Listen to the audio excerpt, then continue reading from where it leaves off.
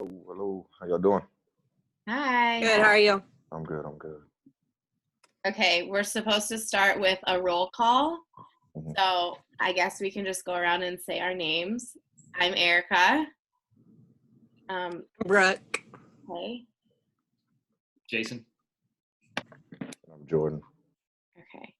Perfect. Okay, so our prompt is to consider the influence of technology on education and focusing on one thing that you think is interesting or impactful. So, Brooke, do you want to start? Sure. Okay. So one, I thought this topic was really interesting, obviously, especially where we're at right now, all teaching virtually.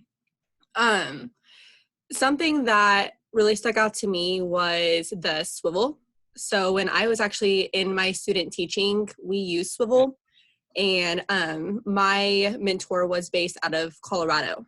So it was super cool that we were able to video record our lessons and then send them off all the way to like a distant mentor. And then what I really liked about it was that she was able to leave comments in between on where she like really liked the lesson or where maybe we needed some improvements. And then we were able to meet like this through Swivel as well, and discuss the lessons. One thing that I thought was kind of a downfall of the Swivel is I thought maybe this would be like a really good thing even for administrators to use. That way they didn't have to be in the classroom. But then I looked up the price of a swivel and it was about $900.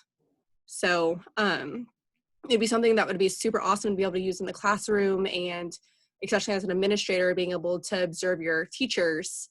But I just don't know how you'd really be able to get that many swivels to be able to observe. But it's a really awesome tool. I thought it was super cool.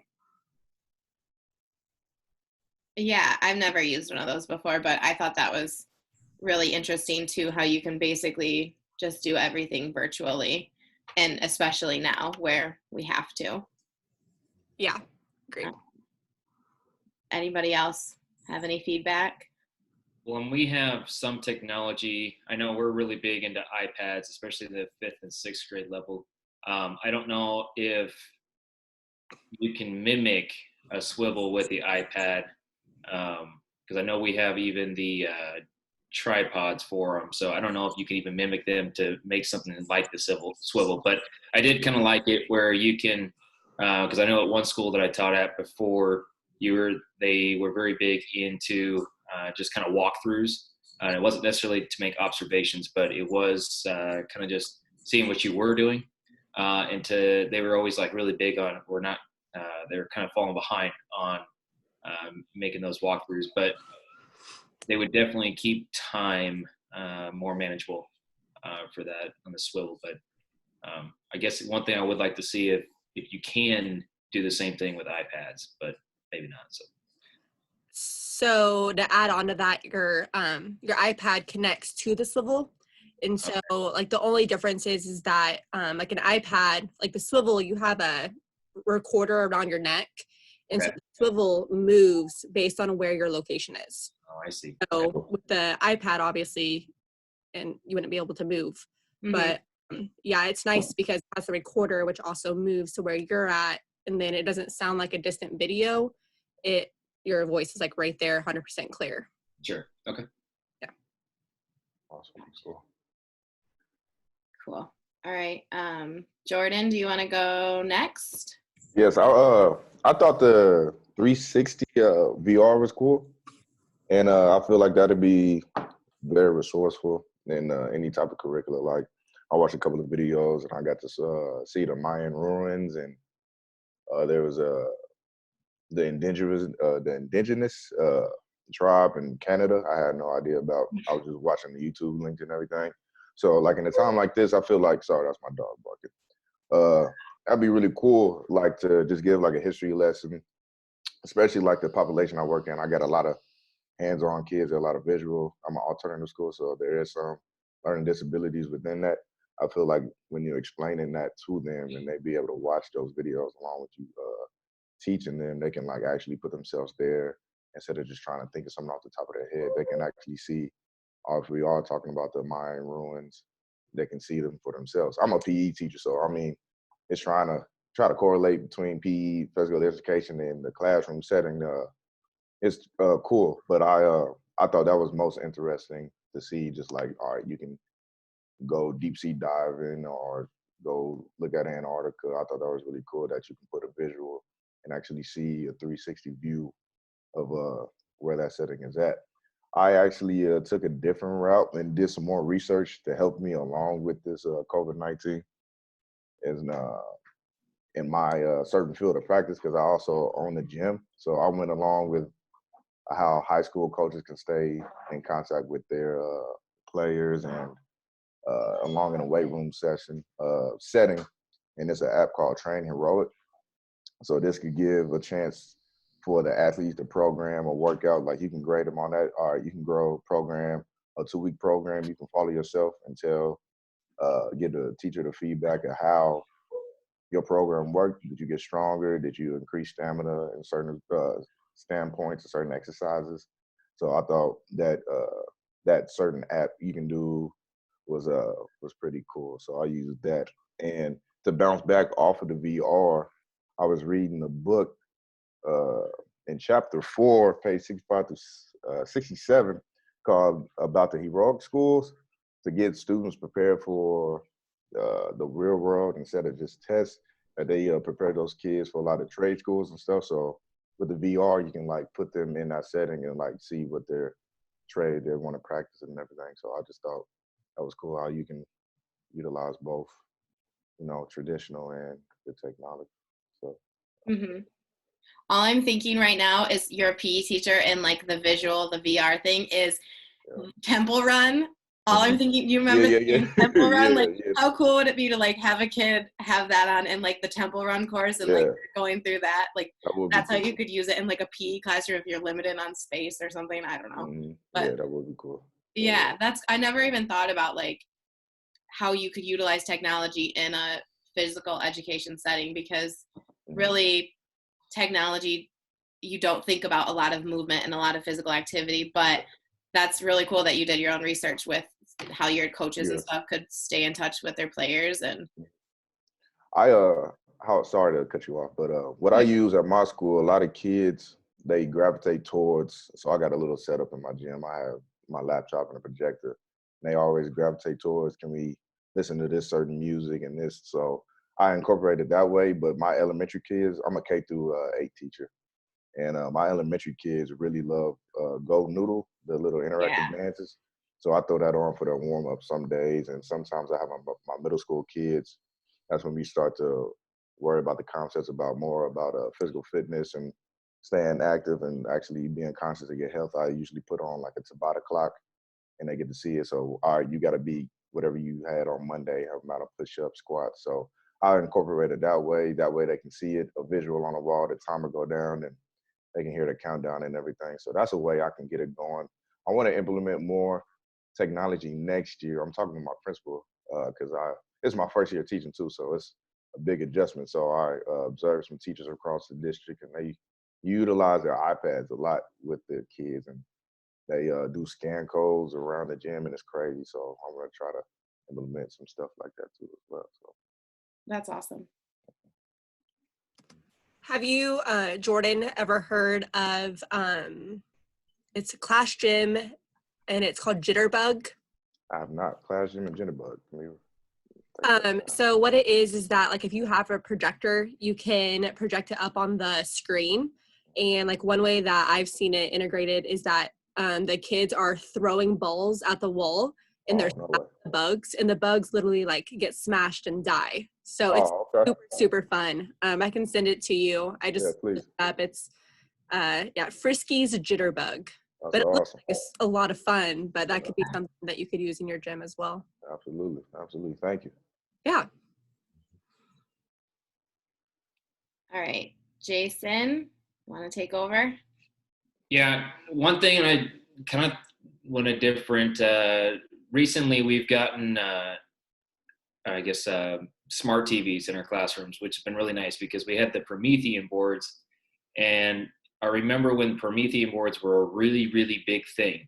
Even though just, I remember sitting there in class thinking this really isn't that great as a student's perspective. But then that they moved on towards, the Apple TV and having, especially being able to use the iPad, which has made my life as a teacher a lot just easy. It's made very easier as a teacher, and that's been just this year. I've gotten the smart TV, and it's been completely just life changing compared to the Promethean board, which was such a pain to deal with every day. But when I was kind of thinking about that 360 Zoom and how to incorporate that in the classroom, and I can see where it worked a lot with different areas, but the one that I liked a lot, one video I was watching where they were kind of watching, or it looked like they were right there with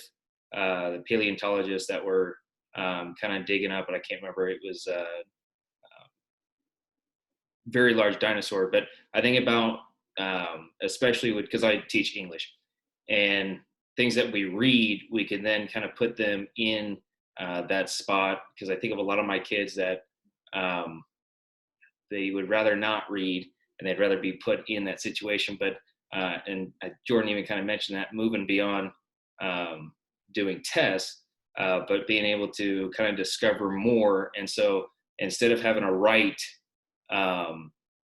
based off of research, using their that 360 and then like the VR to kind of enhance their writing based off of somewhat kind of a simulated hands-on experience, but instead of using what somebody else was able to write about, or what they've discovered, kind of what they were able to discover, but to enhance their writing instead of having to just take tests. So I've kind of thought about how the 360 would enhance just overall writing, and how it'd be even more enjoyable to read it based off of their actual experience. So. Mm-hmm. Yeah, I think so too. I think that's a really good way to differentiate your teaching with students who learn and grasp things differently. Any other feedback? I agree that, just being able to put the student in that position and like really experience it, especially like as an English teacher, they're able to really go into more detail if they're able to live the experience. Like I'm thinking of like the virtual reality, or even like the Google Earth that was mentioned. But just being able to, you learn about it, you read about it, and then you actually visit it. And I'm thinking of I'm a first grade teacher, but then being able to describe like where they're truly at and understanding like the feel. I think that would really enhance them and being able to deepen their writing. Absolutely.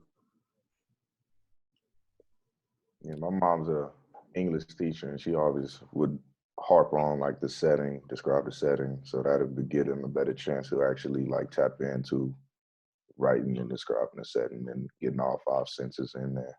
So Yeah, and what a cool even like writing prompt, like put them in a setting and then they like come up with a story, or they come up with a situation of like, okay, this is your setting, like how are you going to incorporate it, or how are you going to like throw a story in with what you're seeing right now? And I don't know, I think that would be, you could really open a lot of doors there. That'd be fun.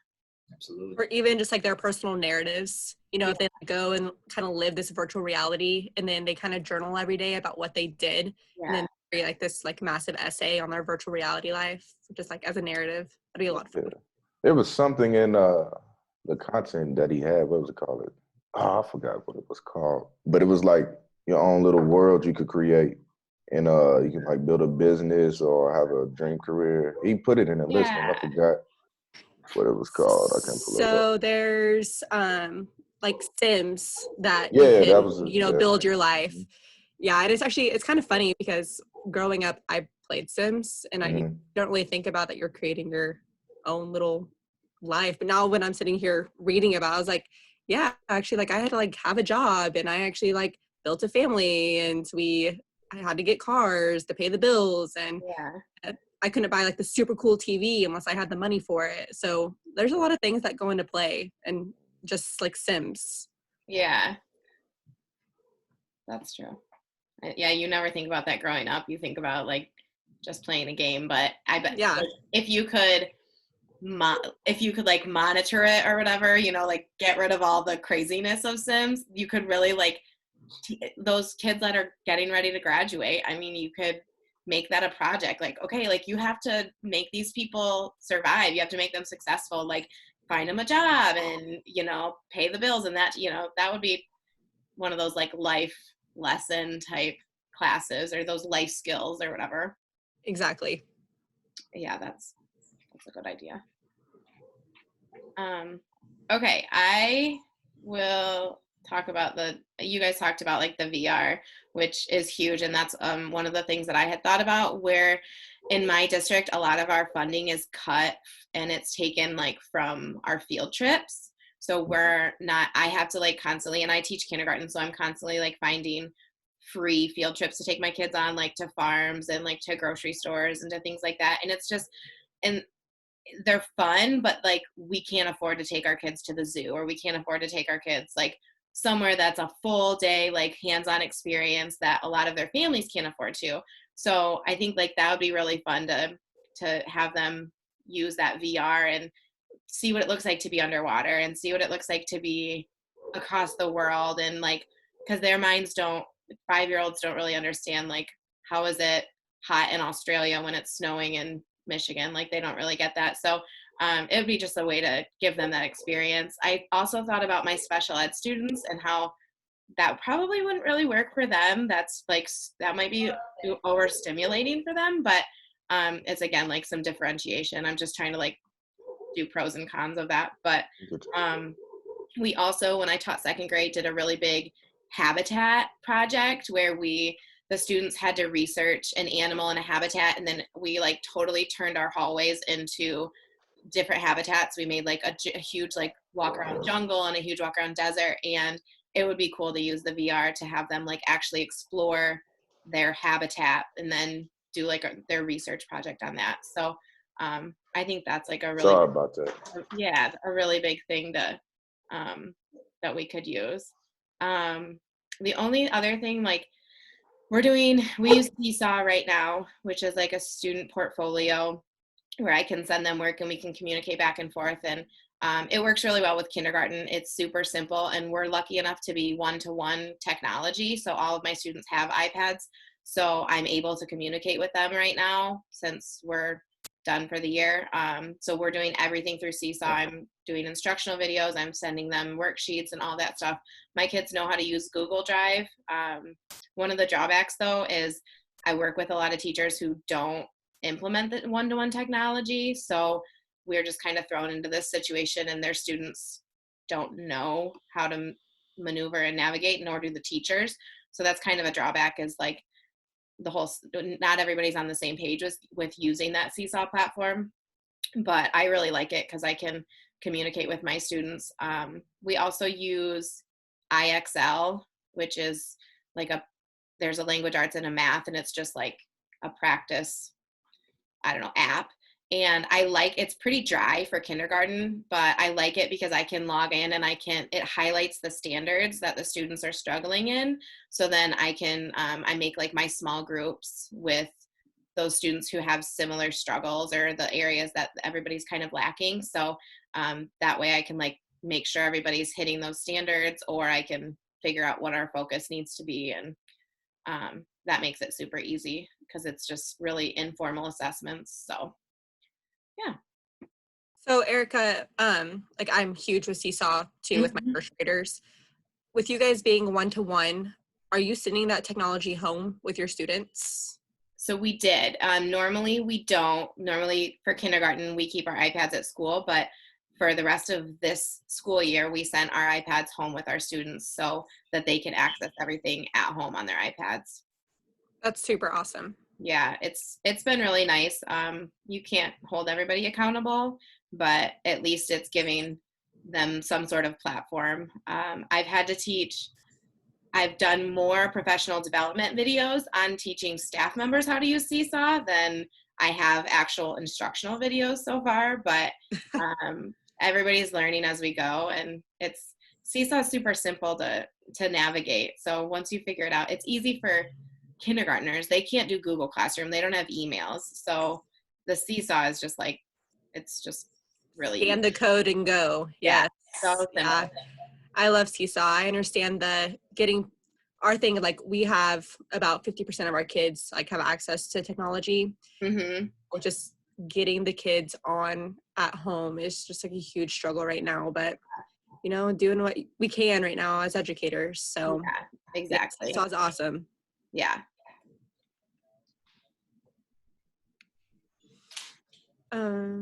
Anything else?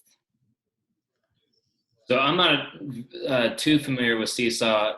I know, well, what's the Remind, I think is what I normally use. What's the difference between Remind and Seesaw? Or what do you see for advantages over Seesaw then? So Remind? we use Remind also as just like a communication piece, as a communication platform. And Okay. Seesaw is actually like, you can submit work to your students. So let me, I'll actually share my screen with you, so because I have Seesaw pulled up, so you can just kind of see what it looks like. So it's like all of my students have a journal, and I can see like my students when they post work. Like, so for example, like one of my students has got an assignment from their art teacher to make Mona Lisa a hat. And so she submitted, and then they submit it back, and I can like give them feedback. I can like submit them activities. Like I have all my math uploaded here, and I can assign it to my students, all of my math worksheets and stuff. Okay.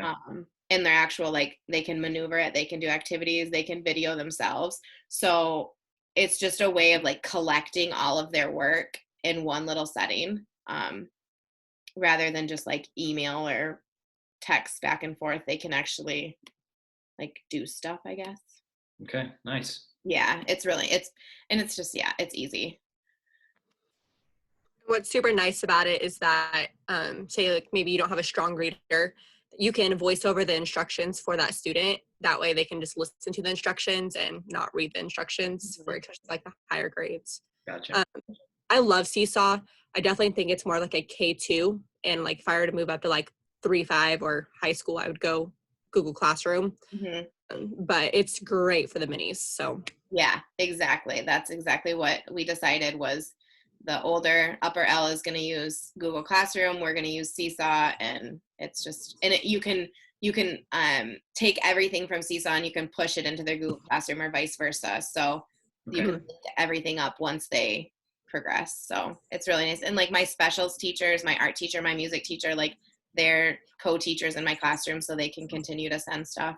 The only like downfall is that it can get a little bit overwhelming for kindergartners, because they like open up their app and there's a notification from me and from their art teacher and so I like to, you can schedule when you send them different assignments. So I'm trying to do that so it's not like everything all at once. But once they get used to it, it's so nice. They can just fly through it. And it's making me think about how next year I can potentially go paperless with like my practice pages. And in kindergarten, you need to do hands-on. Like I totally get that. And some kids need paper pencil, but I'm thinking about like, I'm already uploading all of my math assessments and my math practice pages. And so why not continue that next year and just train them to do it all on their iPad and make it simple. So I actually tried moving to like our writing assignments to go paperless. About like the stylus and everything, but then of course like the little end of the ballpoint things like falling off, and it was such a pain in the butt. Yeah, I know. I thought about that too, with like actual having them write. That might not work for the kindergartners, because they can't really type yet. But for the older kids, I mean, they can just type away, and exactly, yes, that would work great. Had you guys ever heard of the Facebook Spaces before? Had you guys heard about that? No. I had never heard about it either before this, and I thought it was like mind-blowing, like super cool, like virtual reality. And it was like that, the article or the ad for it was like 2017. It was Yeah, like, like it's been around a while. I had no idea about any of that. Yeah, I thought that was wild. Super cool. Mm-hmm.